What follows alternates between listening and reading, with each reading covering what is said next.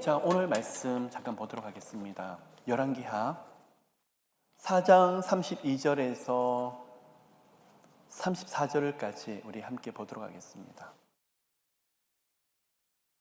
엘리사가 집에 들어가 보니 아이가 죽었는데 자기의 침상에 눕혔는지라. 들어가서는 문을 닫으니 두 사람뿐이라.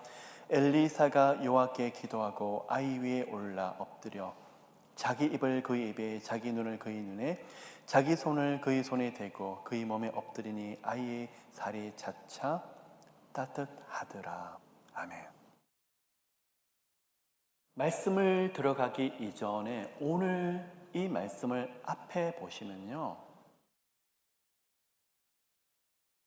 하나님의 종 엘리사를 지극정성으로 섬기는 수넴 여인을 보면서 그 여인의 필요가 무엇일까? 하나님께서 그 여인에게 아들을 주실 것이라는 것을 약속하시고 말씀대로 하셨습니다. 그런데 문제가 생깁니다. 그 아들을 낳고 키우고 있다가 어느 순간에 그 아들이 머리야 그리고 아프다고 말을 했더니 잠시 기절하고 쓰러진 것이 아니라 어떻게 해버리죠? 죽어버리더라는 거예요. 그 여인이 비통함과 애통함에 지금 쌓여 있는데 아무 말도 하지 아니하고 선지자 엘리사에게 달려갑니다. 너무너무 간절한 마음으로, 애가 타는 마음으로 달려가면서 그 앞에 무릎을 꿇습니다. 그 아이가 죽었다는 이야기를 듣고 엘리사가 그 사환, 종 게하시에게 내 허리를 묶고 내 지팡이를 손에 들고 가라.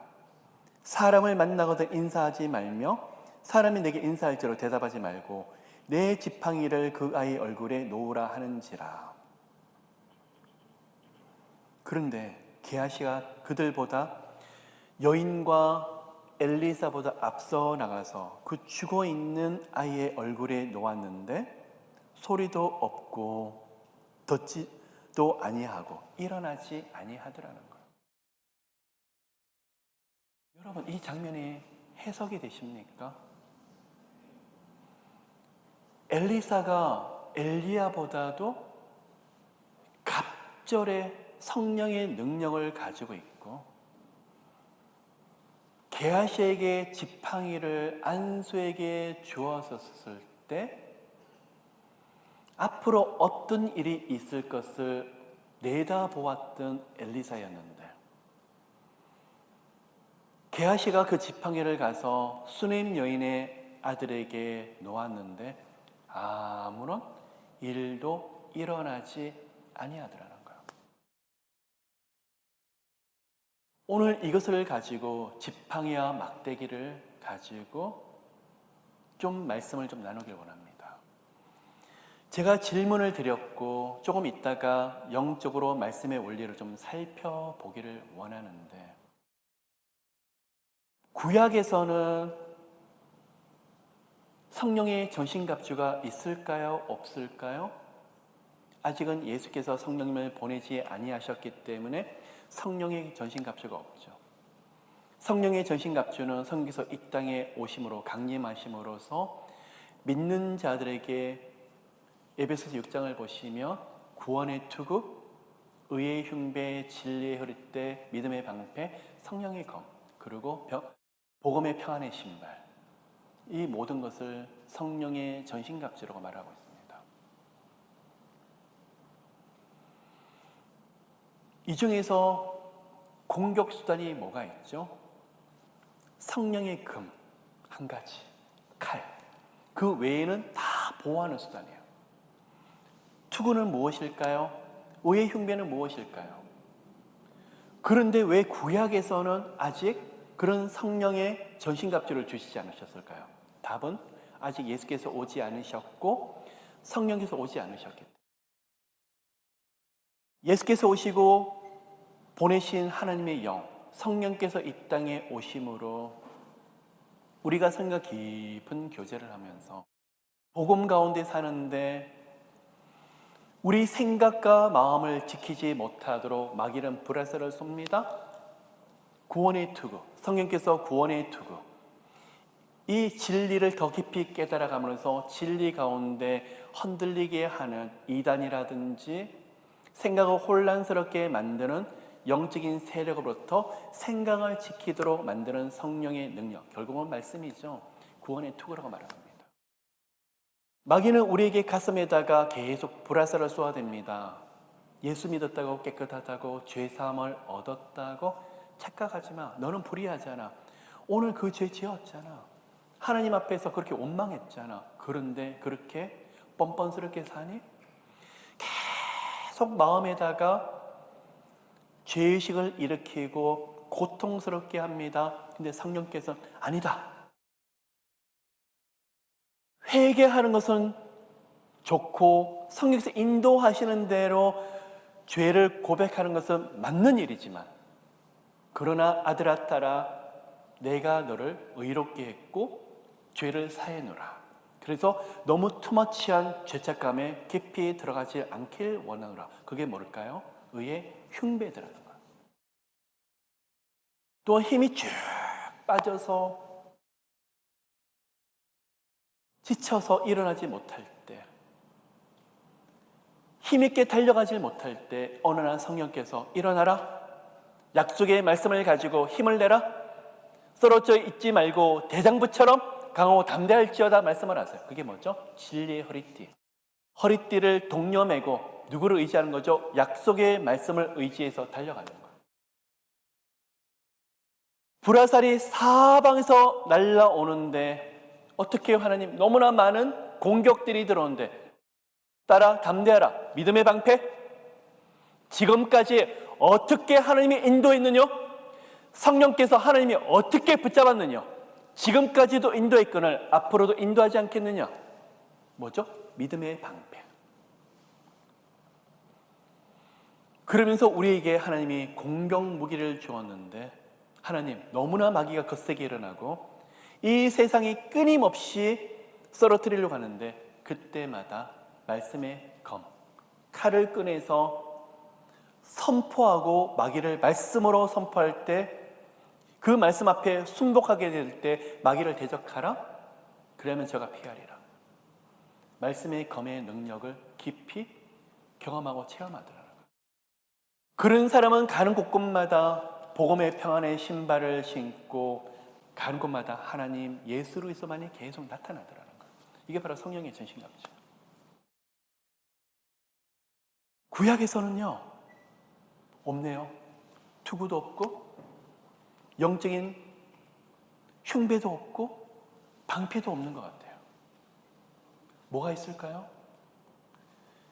사망의 엄침한 골짜기를 지날지라도 내가 하이를 두려워하지 않은 것은 주의 지팡이와 막대기가 나를 안위하심이니라. 구약에는 보니까 이렇게 세밀하고 정교한 보호장치가 없는 것처럼 보이는데, 우리에게 주신 것이, 구약에서 주신 것이 지팡이와 막대기를 주시더라는 거예요. 처음 나오는 지팡이가 어디서 나오느냐? 모세의 지팡이에요. 아말렉이 쳐들어왔었을 때 출애굽기 17장에서 모세가 높은 산으로 올라가서 아론과 홀과 함께 두 손을 들고 막대기를 내밀면서 기도하게 될 때, 또한 출애굽기 14장에서 홍해를 지나갈 때 막대기를 물러쳤을 때 홍해가 갈라지더라는 거예요. 이 지팡이를 히브리어로 맞대라고 표현하고 있어요. 그러면 그 뜻이 무엇이냐? 내뻗다. 내뻗다는 이야기예요. 내 힘으로 안 되니까 내뻗다는 거예요. 다시 말씀을 드려서,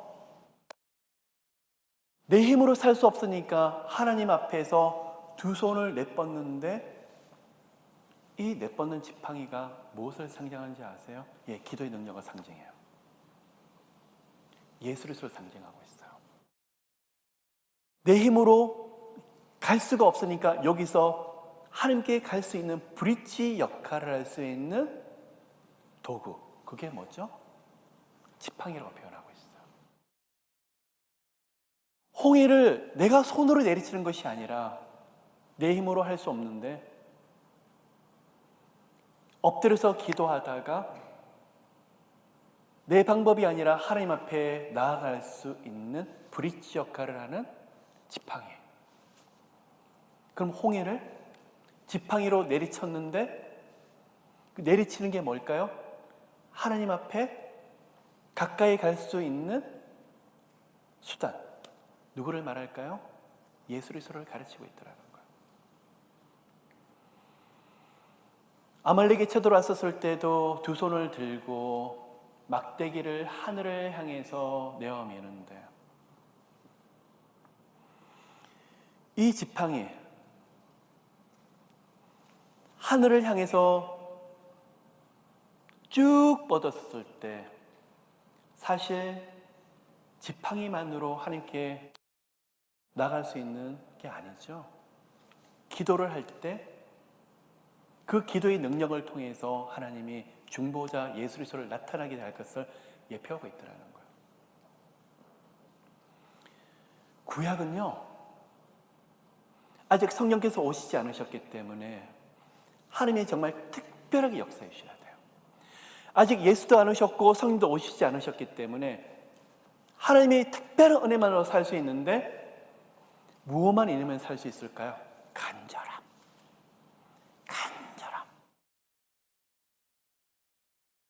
여러분, 오늘 이 시간 성령의 전신갑주를 우리 모두들에게 주셨고 입혀주셨는데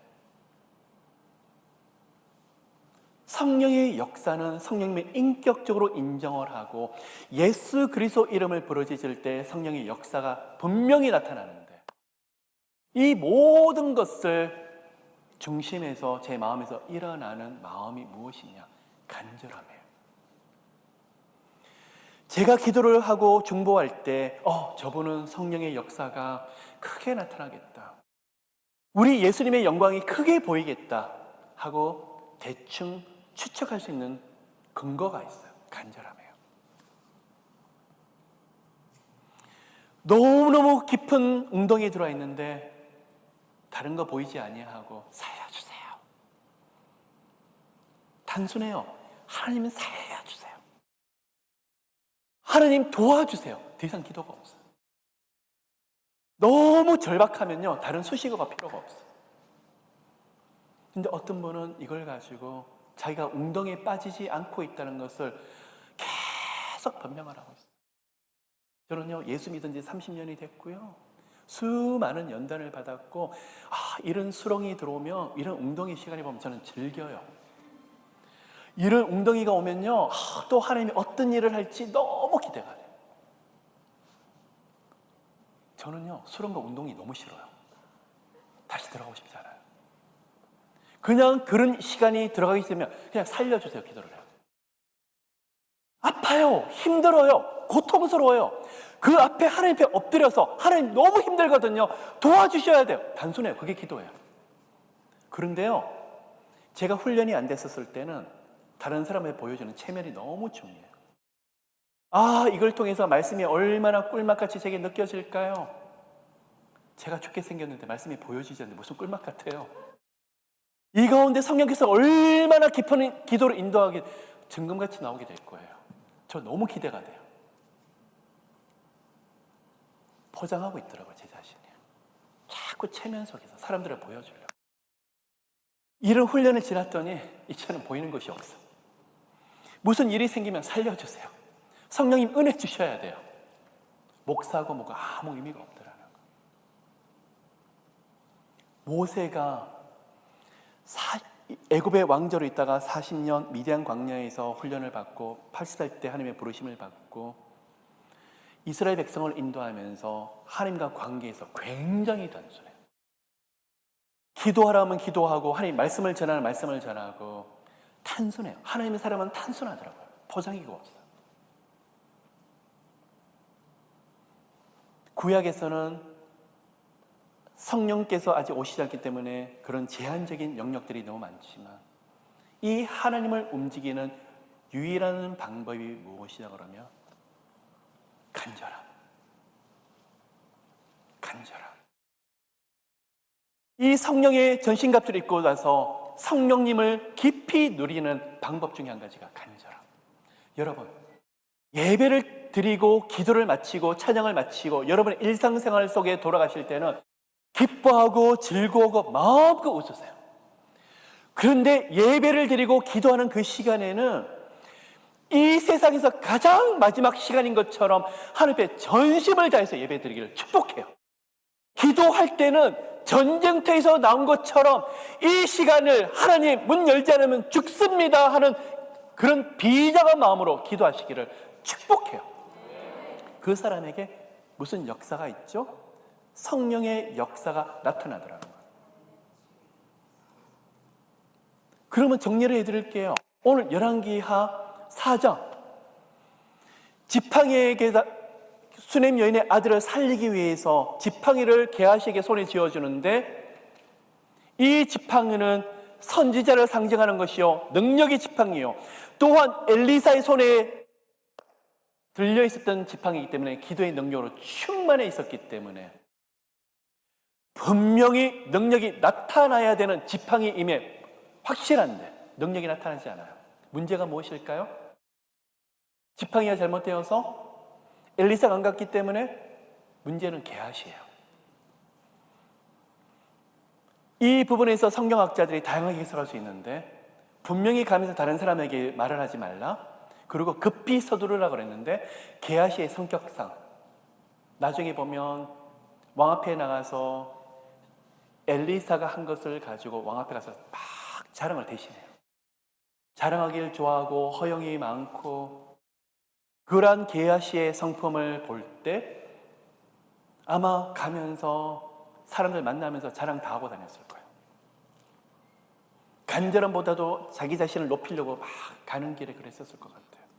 어디 가니? 또 엘리사가 어떤 기적을 행하셔? 그 선지자가 또 뭐라 그러셔? 아마 궁금한 사람들에게 다 말하고 다녔을 거예요. 전쟁을 치르러 가는 사람이 지금 뭐라고 있죠?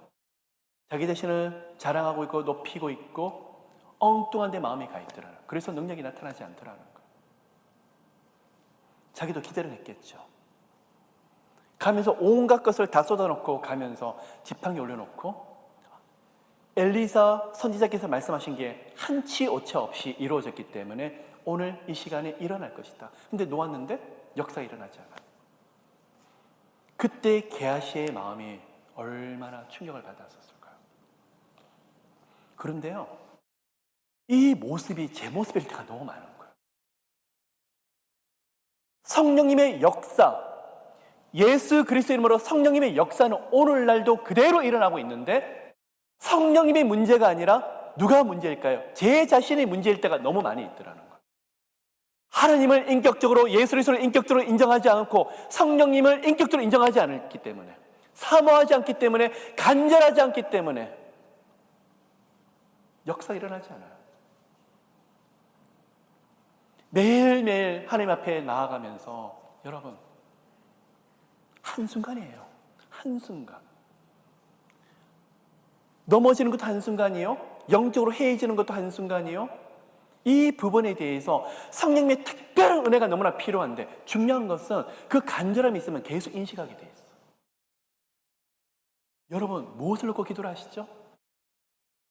기도하고 정말 애가 타게 하는 그 부분을 보면요, 그거 관련돼서 일어나는 걸 다 기억하세요.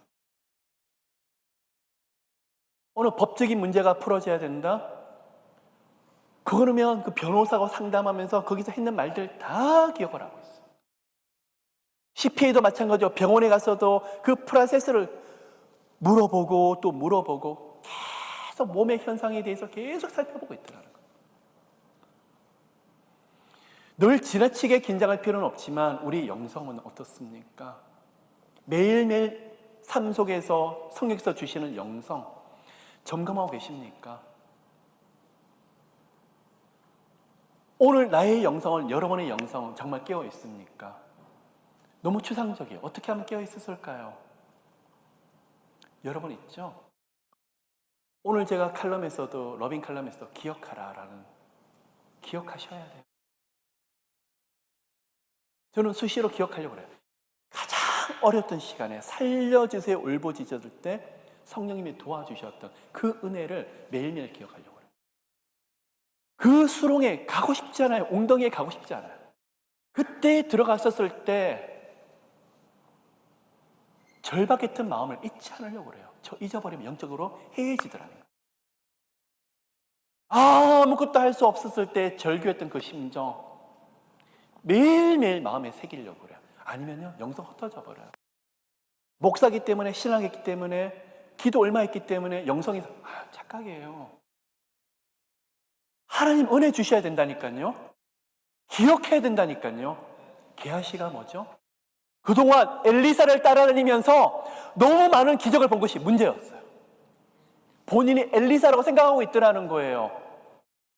엘리사 옆에서 한치 없이 성경에서 일을 하시는 걸 보니까 본인 스스로가 취해버렸던 거예요.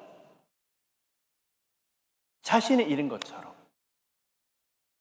오늘도 성령의 역사가 성경에서 일하시는 놀라운 일들이 우리 가운데, 예배 가운데, 러빙월십 가운데, 여러분의 가정 가운데 일어나게 되기를 예수 그리스도 이름으로 축복합니다. 그런데 그 역사의 주체는 성령님이세요. 예수 그리스도 이름으로 성경에서 일을 하시는 거예요. 오늘 역사 일어나셨어요? 우리는 십자가 뒤로 빠지셔야 돼요. 그때부터 내가 기도해서, 내가 하나님을 붙잡아서, 내가 금식을 해서 무너지는 거예요. 내가가 아니에요. 누구를 일을 하신 거죠? 성령께서 하나님의 계획과 하나님의 방법대로 예수 이름으로 일을 하시는 거예요. 나는 아무것도 아니에요. 기도하셨다고요? 성령께서 기도하게 하신 거예요. 말씀 붙잡으셨다고요? 성령께서 은혜 주신 거예요. 내가 한 것이 아무것도 아니에요. 바로 그 사람에게 성령의 역사가 일어나더라는 거예요. 근데 어떨 때는 자꾸 사람들 앞에서 자신을 드러내려고 그래요. 나는요 말씀을 이만큼 봤었어요. 올해 성경책을 10번 보았었어요. 올해 전도를 50명 있었어요. 금식 기도를 40일 2번 했었어요. 여러분 감사해요. 잘하셨어요. 그런데 누가 하신 거죠? 성령께서 하신 것이지 내가 한 것이 아니더라는 거예요. 그게 우리가 사는 법이에요. 게하시가 왜 이렇게 됐었을까요? 자기 자신이 엘리사처럼 착각하기 때문에, 너무 많은 것을 보았기 때문에. 여러분 그래서요 능력이 나타나고 은혜가 나타나고 막 말씀 가운데 성경에서 일하시잖아요.